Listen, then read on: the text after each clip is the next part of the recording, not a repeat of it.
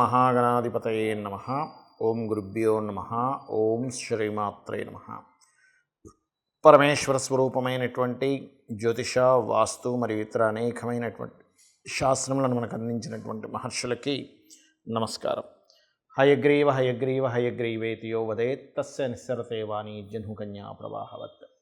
అరుణాం కరుణాతరంగితాక్షీం ధృతపాశాంకుశపుష్పబాణచాపాం అనిమాదిభిరావృతాం మయూకైః అహమిత్యేవ విభావయే భవానీం. శ్రీమాత్రే నమః.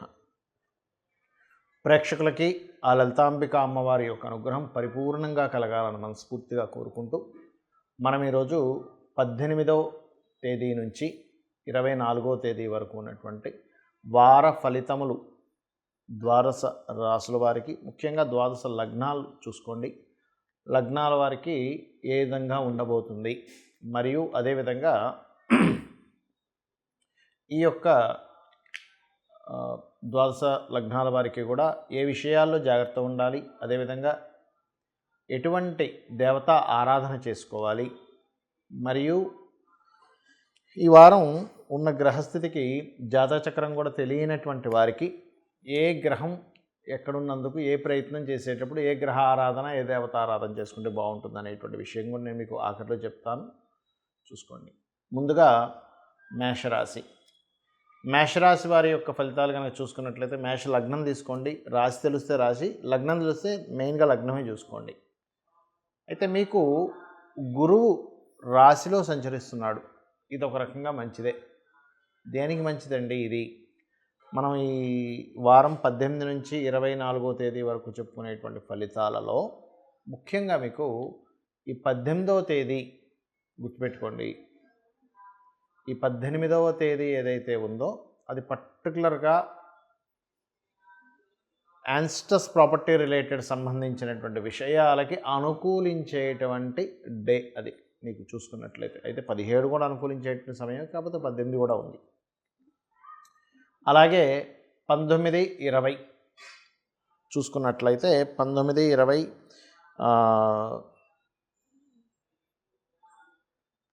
తారీఖులు ప్రత్యేకంగా మీకు ఎటువంటి విషయాలకు అనుకూలిస్తుంది అని చెప్పి చూసుకున్నట్లయితే వివాహ ప్రయత్నాలకి అనుకూలించేటువంటి సమయంగా చూపిస్తుంది 19, 20 తేదీలు. మరియు 21, 22 తేదీలు కూడా వివాహ సంబంధించిన విషయాలకి. ఎందుకంటే ఈ వారం అంతా కూడా మెయిన్గా మీకు ఎక్కువగా అనుకూలించేటువంటి దేనికి అంటే వివాహ సంబంధించిన ప్రయత్నాలకు అనుకూలత, పూర్వీకుల ఆస్తులకు సంబంధించిన విషయాలకు అనుకూలత, మరియు యాన్సిస్టర్స్ ప్రాపర్టీస్తో పాటు ఏదైనా ప్రయోగాలు చేస్తుంటాం మనం, అంటే ఒక రీసెర్చ్ చేసేటువంటి విషయాలకి అనుకూలత అనేటువంటిది స్పష్టంగా చూపిస్తుంది. మరియు ఇన్సూరెన్సెస్ మూలంగా కూడా అనుకూలత ఉంటుంది ఈ వారం మొత్తం కూడా మీకు. ఇక ఫినాన్షియల్గా ఎలా ఉంటుంది? ఫైనాన్షియల్ గ్రోత్ బాగానే ఉంటుంది, కాకపోతే ఫైనాన్స్ గురించి చిన్న చిన్న వాగ్వివాదాలు కొద్దిగా చూపిస్తున్నాయి. ఏది? మొదటి రోజు మాత్రమే 18వ తేదీ మాత్రమే. మరలా 19వ తేదీ నుంచి ఎప్పుడైతే మనకి బుధుడు మారిపోతాడో, థర్డ్ లార్డ్ ఎప్పుడైతే కుజుడి నుంచి మారుతాడో రవి శనిల దగ్గరికి, అప్పుడు ఇబ్బంది ఏం పెద్దగా ఉండదు. అలాగే మరొక విషయం ఏంటంటే ఈ యొక్క వారం ప్రత్యేకంగా మీరు ఈ 21, 22 తేదీలు ప్రాపర్టీస్ ఏదైనా కొనుగోలు చేయడానికి, అది చరాస్తులు కావచ్చు, స్థిరాస్తులు కావచ్చు, కొనుగోలు చేయడానికి, మరియు 21, 22 తేదీలు ప్రత్యేకంగా మీకు వేరే ప్రదేశానికి వెళ్ళి ఏదైనా చదువుకోవడానికి మార్పుకి అనుకూలంగా ఉండడం వల్ల మార్పులు అవి చేయడం, ఇటువంటివి కూడా మీ యొక్క లగ్నరీత్యా జరుగుతాయి. అలాగే మరొక విషయం ఏంటంటే ఉద్యోగ సంబంధించినటువంటి విషయాలలో కొత్త ఉద్యోగాలకి చక్కటి అనుకూల వాతావరణం ఉంది, అందులో ఎటువంటి సందేహం లేదు. మరియు మీకు మాత్రమే కాకుండా మీ యొక్క జీవిత భాగస్వామికి కూడా ఏదైనా ఉద్యోగ సంబంధించిన విషయాలు కావచ్చు, ఏదైనా ప్రాపర్టీ రిలేటెడ్ సంబంధించిన లబ్ధి కావచ్చు, ప్రాపర్టీ మీద ధనం రావడము, ఇటువంటి యోగం చాలా స్పష్టంగా గోచరిస్తుంది. ఇక విదేశాలకు వెళ్ళాలని ప్రయత్నం చేసేటువంటి వారికి విదేశీ ప్రయత్నాలు అనుకూలిస్తాయి, అందులో ఎటువంటి సందేహం లేదు.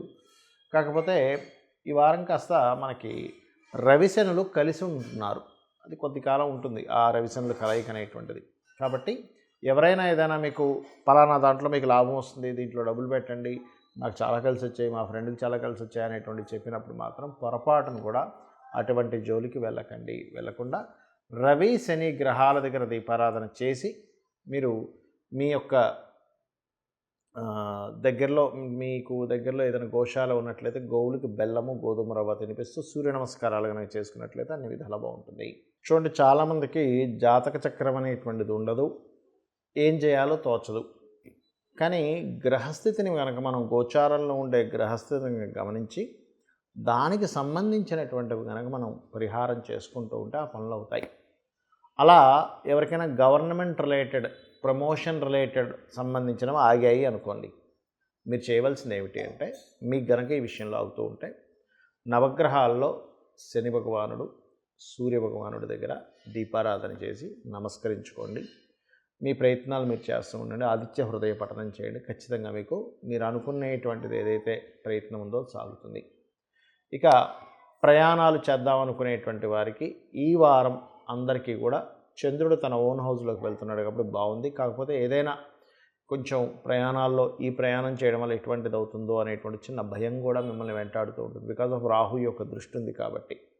కావున మీరు ప్రయాణాల విషయంలో దుర్గాదేవిని ఒక్కసారి తలుచుకొని ఓం దుమ్ దుర్గాయ నమః అని చెప్పి తలుచుకొని ప్రయాణం చేసినట్టయితే మీ ప్రయాణం వల్ల సఫలీకృతం, అంటే మీ ప్రయాణం చేసిన విషయం ఏదైతే ఉందో అది ఫలకృతం అవుతుంది. అదేవిధంగా భూములకు సంబంధించినటువంటిది ఏదైనా మనీ కోసం ప్రయత్నం చేసేటువంటి వారికి ఎప్పటి నుంచో రావట్లేదండి డబ్బులు, కానీ ఇప్పుడు వస్తాయి. ఎందుకంటే భూములకు కారకుడైన కుజుడు ఉన్న స్థితి అలా ఉంది, అద్భుతంగా ఉంది. So no need to worry. ఏమంటే అందులో కొంచెం మాకు వస్తాయి కానీ ఎక్కడో ఆటంకం జరుగుతుంది అనుకునేటువంటి వారికి నేను చెప్పేది ఏమిటంటే గణపతి ఆరాధన చేయండి. గణపతి ఆరాధన మీరు ఎంత చేస్తే, వారాహి అష్టోత్తరాలు ఇంత చదువుకుంటే ఇప్పుడున్న గ్రహస్థితి రీత్యా మీకు ఖచ్చితంగా భూ సంబంధించినటువంటి ధనము రావడము, భూలబ్ధి కలగడం అనేటువంటిది జరుగుతుంది.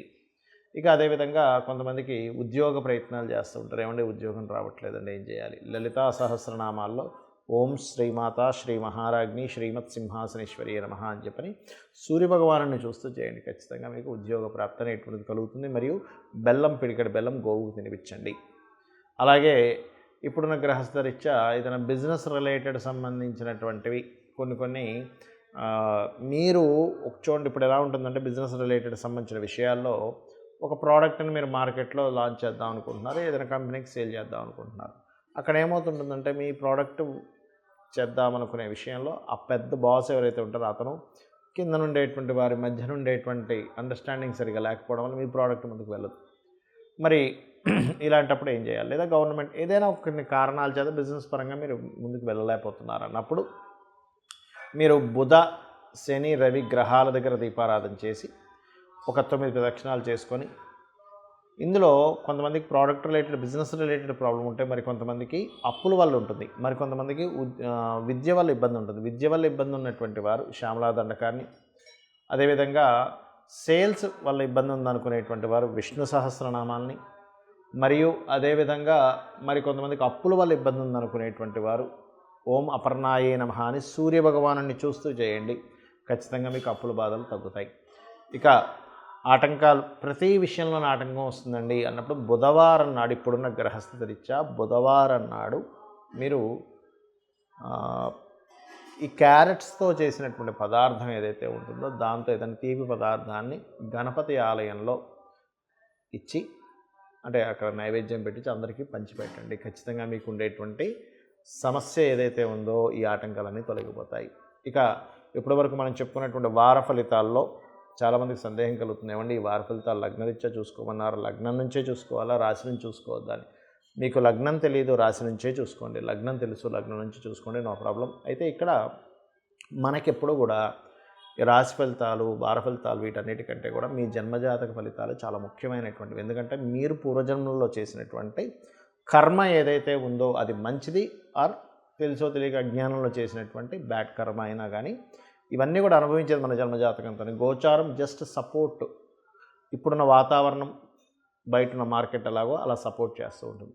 మరి ఈ జాతచక్రం పర్సనల్ చార్ట్లో ఏం తెలుసుకోవచ్చు? మీరు ఏం చేస్తే ఎదుగుతారు, ధన విషయాలు ఎలా ఉంటాయి, ఫైనాన్షియల్ గ్రోత్ రావాలంటే ఏ దేవత ఆరాధన చేసుకోవాలి, ఫైనాన్షియల్గా ఏ రూపంలో మీకు రానుంది, ఏ దిశలో మీకు రానుంది, అదేవిధంగా మీరు ఏ రకమైన ప్రయత్నాలు చేయాలి, ఏ దిశలో నివసిస్తే మంచిది, మీకు సంతాన అభివృద్ధి, వివాహ సంబంధించిన సమయాలు ఎప్పుడున్నాయి, లైఫ్లో టర్నింగ్ పాయింట్స్ ఎప్పుడున్నాయి, అదేవిధంగా ఉద్యోగ సంబంధించిన వ్యాపార సంబంధించిన విషయాల్లో ఎటువంటి ప్రయత్నాలు చేస్తే మీకు బాగుంటుంది. అంటే చాలామంది ఇక్కడే ఉండి ప్రయత్నం చేస్తుంటారు, కొంతమంది అవుట్ ఆఫ్ స్టేట్ వెళ్తే బాగుంటుంది, కొంతమందికి అవుట్ ఆఫ్ కంట్రీ వెళ్తే బాగుంటుంది. అలాగే వ్యాపారాలు చాలామంది పెడతారు, కానీ ఏ వ్యాపారం వాళ్ళకి కలిసి వస్తుంది అనేటువంటిది తెలియదు.